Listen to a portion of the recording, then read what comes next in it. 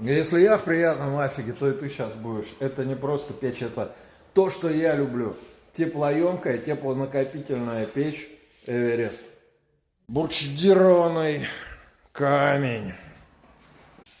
3 пальца. И ионная толщина этого камня. Во, блин, теплоемкость, охренеть. Но это не сталь, ребята, это лучшее, что может быть для отопительной печи дома. Чугун.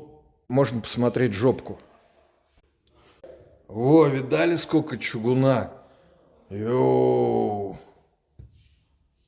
Раз модуль, 2 модуль, 3 модуль. В верхнем модуле можно готовить, томить и за температурой следить.